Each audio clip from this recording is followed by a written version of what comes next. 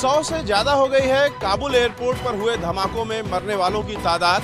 मृतकों में सबसे अधिक अफगानी नागरिक ही हैं। गुरुवार शाम काबुल एयरपोर्ट पर हुए भयानक बम धमाकों में मरने वालों की संख्या बढ़ गई है। समाचार एजेंसी एपी ने अधिकारियों के हवाले से बताया है कि बम धमाके वाली जगह से 95 अफगानी नागरिकों के शव ले जाए गए हैं, जबकि इन धमाकों में 13 अमेरिकी सैनिक भी मारे गए हैं। गुरुवार को काबुल एयरपोर्ट के गेट पर और होटल के पास 2 भयानक धमाके हुए थे।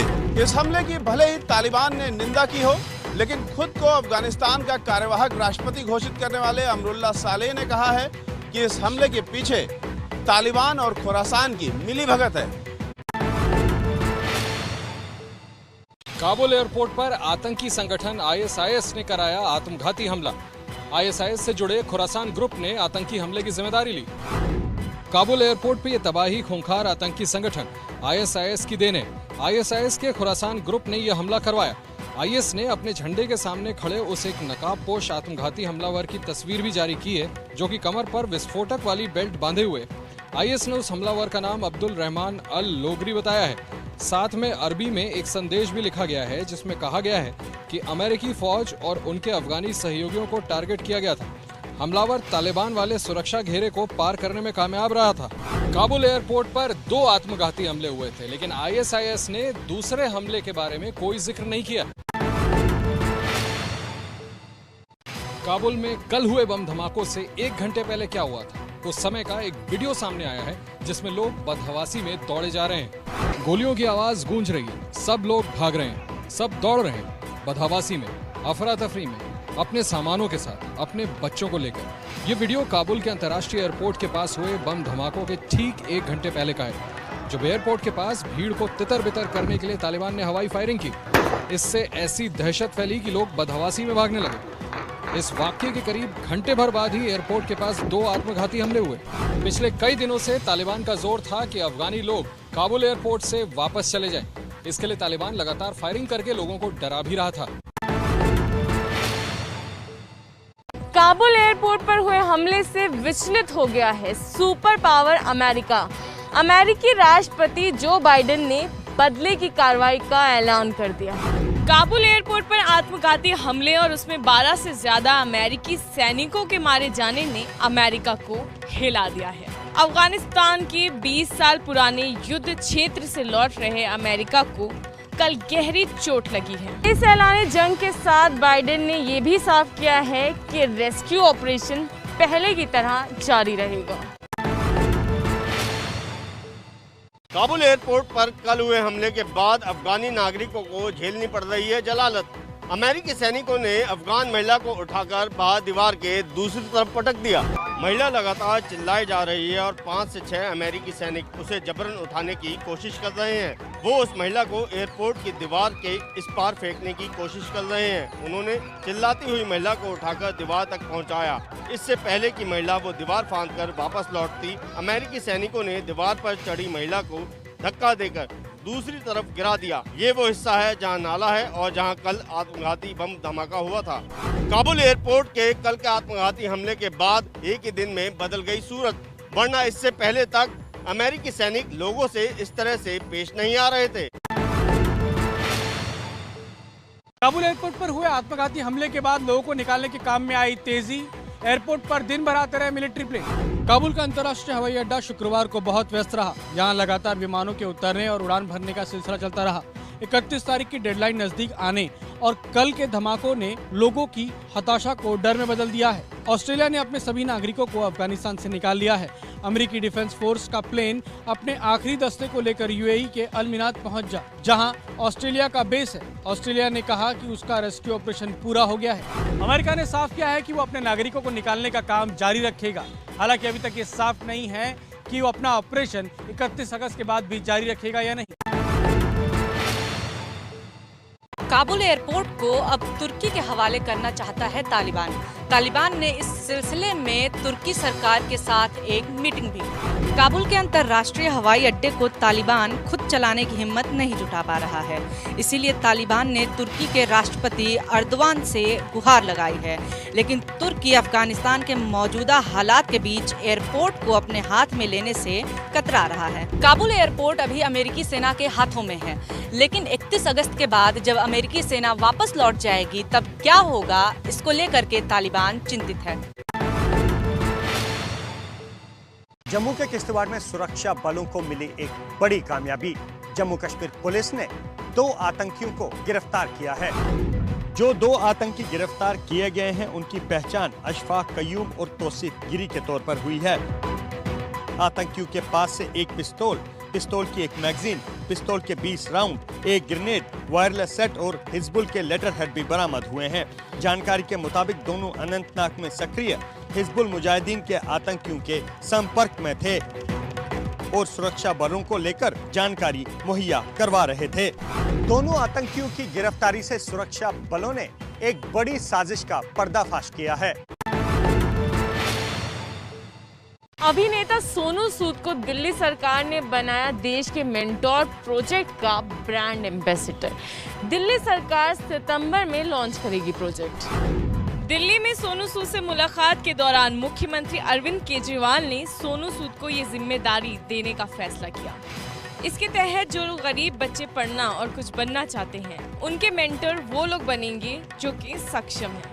I feel blessed कि आज under the leadership of Arvind sir, Manish sir and Raghav bhai, they have given me an opportunity कि मैं और हजारों नहीं लाखों लोगों तक, लाखों स्टूडेंट्स तक पहुंच पाऊं और उनके मेंटोर बनने की कोशिश कर पाएं। So I think together we can। Sonu Sood ऐसे समय में दिल्ली सरकार के प्रोजेक्ट से जुड़े हैं जबकि आम आदमी पार्टी पंजाब चुनाव की जोर शोर से तैयारियों में जुटी है। असम में उग्रवादियों ने फिर से सिर उठाया। असम के दीमा हसाओ इलाके में ट्रक ड्राइवरों को जिंदा जला दिया गया। ये वारदात कल रात दीमा हसाओ जिले के रेंजरबिल इलाके में हुई। बताया जा रहा है कि दिमासा नेशनल लिबरेशन आर्मी नाम के उग्रवादी संगठन ने पहले करीब 30 राउंड फायरिंग की और फिर ट्रकों को आग लगा दी, जिसमें 5 ट्रक ड्राइवर जिंदा जल गए, जबकि कुल 7 ट्रक जलकर राख हो गए हैं।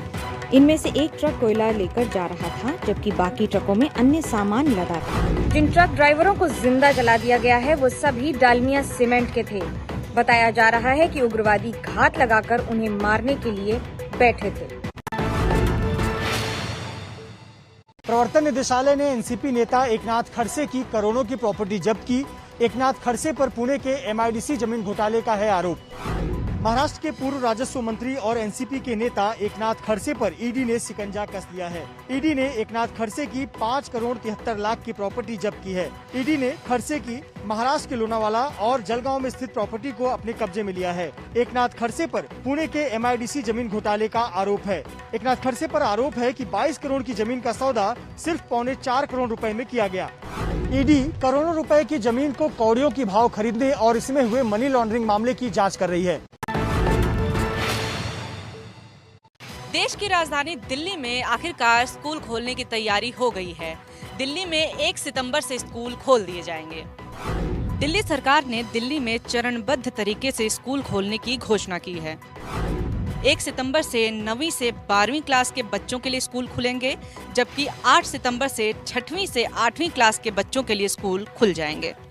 जो भी स्कूल खोला जाएगा, जो भी कॉलेज खोला जाएगा, कोचिंग इंस्टीट्यूट खोला जाएगा, वहाँ पर सोशल डिस्टेंसिंग का बहुत सख्ती से पालन हो और किसी भी बच्चे को बाध्य नहीं किया जाएगा स्कूल आने के लिए। दिल्ली के स्कूलों में ऑनलाइन और ऑफलाइन क्लासेस साथ साथ चलेंगी। किसी भी बच्चे को ऑनलाइन क्लास के लिए मना नहीं किया जाएगा।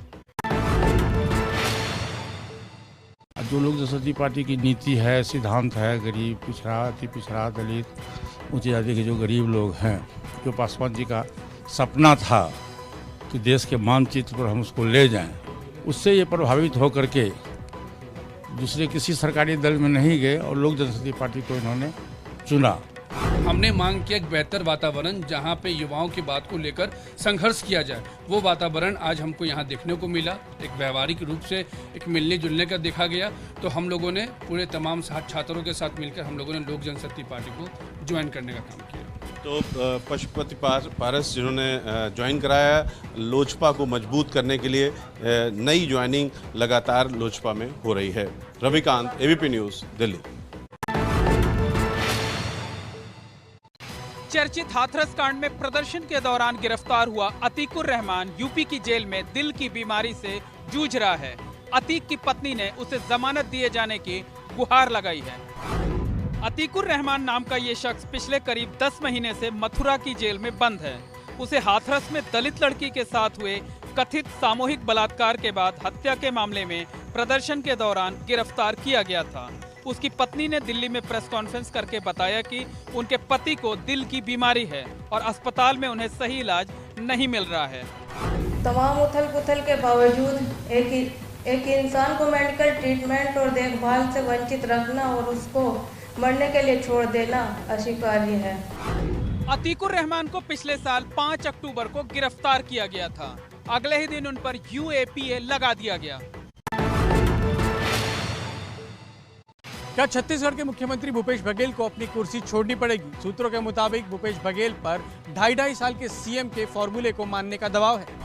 छत्तीसगढ़ में प्रचंड बहुमत वाली कांग्रेस की सरकार में इस कदर अनिश्चितता का माहौल है कि दिल्ली में शक्ति प्रदर्शन चल रहा है। 35 विधायक और 3 मंत्री तो दिल्ली में ही हैं। खुद सीएम भूपेश बघेल भी दिल्ली आकर 3 दिन में 2 बार राहुल गांधी से मिले हैं। सूत्रों के मुताबिक कांग्रेस आलाकमान ने कहा भूपेश बघेल को 2.5 साल वाले सीएम फॉर्मूले को मानना चाहिए। इसका मतलब ये हुआ कि बघेल को इस्तीफा देना पड़ सकता है। भूपेश बघेल के विरोधी TS सिंहदेव 2.5 साल के फॉर्मूले के तहत अब अपनी बारी चाहते हैं। सारा झगड़ा इसी बात को लेकर है। इस समय हम कांग्रेस मुख्यालय के बाहर मौजूद हैं और आप ये जो बसें देख रहे हैं इसमें से जो लोग निकल रहे हैं ये तमाम कांग्रेस के विधायक हैं जो छत्तीसगढ़ के हैं और यहाँ पर पहुँचे हैं। क्यों पहुँचे हैं आप लोग यहाँ पर आज? क्या शक्ति प्रदर्शन है? क्या है सर, वजह क्यों है? क्यों आए आप लोग यहाँ पे आज? यहाँ पर या आप लोग क्यों आए सर? क्यों आए? शक्ति प्रदर्शन है? अरे कोई शक्ति प्रदर्शन नहीं, हम हमारे हाई कमान से मिलने आए हैं। तो आप लोग तो पहले प्रभारी से मिल चुके थे आज सुबह? प्रभारी मिले तो और बाकी लीडर भी हैं, उनसे भी मिलना है। कि आप लोग चाहते हैं कि बघेल साहब कंटिन्यू? हम चाहते हैं कि भूपेश बघेल जी आने वाला 2.5 साल और उसके बाद का 5 साल भी छत्तीसगढ़ की अस्मिता। यही बात है, सारी विधायक बोलने यहाँ सबकी मंशा यही है। देहरादून ऋषिकेश के बीच ये पुल इस तरह धाराशायी हो गया। ये हादसा रानी पोखरी नाम की जगह में हुआ। नदी का बहाव इतना तेज था कि उसे ये पुल सह नहीं पाया और धड़ाम हो गया। गनीमत ये रही कि उस वक्त पुल पर ज्यादा गाड़ियां नहीं गुजर रही थीं, लेकिन जो वाहन यहां से तब गुजर रहे थे वो नीचे गिर गए और वाहन में सवार लोग किसी तरह अपनी जान बचाकर भागे। जो गाड़ियां पुल टूटने के बाद गिरे उनमें सामान ढोने वाले 2 छोटे वाहन और 1 कार शामिल है। उत्तराखंड के सीएम पुष्कर धामी ने पुल टूटने की घटना के जांच के आदेश दिए हैं।